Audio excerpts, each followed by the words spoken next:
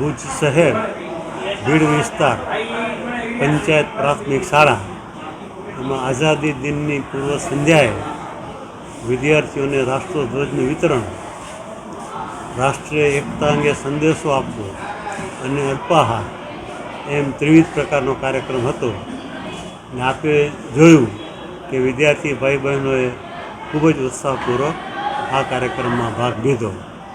તો સૌથી પ્રથમ 80મા સ્વતંત્ર દિવસ નિમિત્તે મહાસાપુરા ન્યૂઝ ચેનલ અને કચ્છિયત ભારતે સૌને ખૂબ ખૂબ અભિનંદન, ખૂબ ખૂબ શુભેચ્છાઓ. આપણે સૌ જાણીએ છીએ તેમ આજથી 80 વર્ષ પહેલાં આપણા દેશને આઝાદી મળી.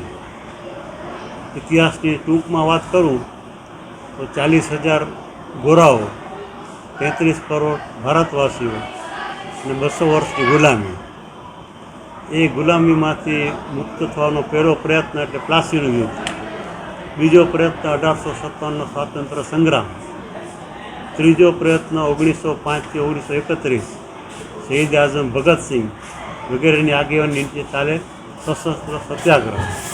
ચોથો તબક્કો એટલે નેતાજી સુભાષચંદ્ર બોઝ, આઝાદ હિન્દ ફૌજ, એમની મારફતે દેશ અને વિદેશમાં રહીને ચલાવવામાં આવી લડત.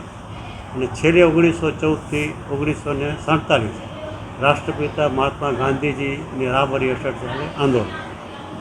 આ બધી લડતમાં આ દેશના વિદ્યાર્થીઓ, વિદ્યાર્થિનીઓ, શિક્ષક ભાઈઓ, શિક્ષક બહેનો, વકીલો, વેપારીઓ અને રાજનીતિક આગેવાનોએ ખૂબ જ યોગદાન આપ્યું, ખૂબ જ ભોગ આપ્યા.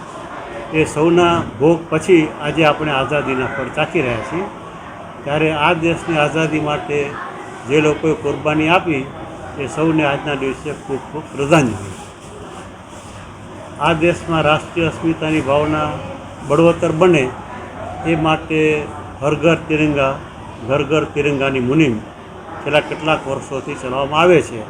એ બહુ સારી વાત છે, કારણ કે આવી પ્રવૃત્તિથી દેશની ભાવિ પેઢીમાં રાષ્ટ્ર ભાવના જાગૃત થાય છે. પણ હું એમ માનું છું કે માત્ર આઝાદી પર્વ નિમિત્તે આપણે ઉજવણી કરીએ એ પૂરતું નથી. આ ઉજવણી આપણા જીવનનો રોજબરોજનો ભાગ બનવો જોઈએ. જે રાષ્ટ્રધ્વજ છે, રાષ્ટ્રગીત છે, રાષ્ટ્રગાન છે, જનગણ મન વંદે માતરમ. આપ જાણો છો કે હમણાં જ વંદે માતરમને જનગણ મનની કક્ષામાં સરકારે મૂકેલ છે. આપણો રાષ્ટ્રધ્વજ, રાષ્ટ્રગીત અને રાષ્ટ્રગાન આન બાન શાન જળવાઈ રહે એ જોવાની આપણા સૌની ફરજ છે. ફરીથી 80મા આઝાદી દિન નિમિત્તે સૌને અભિનંદન, સૌને શુભેચ્છા.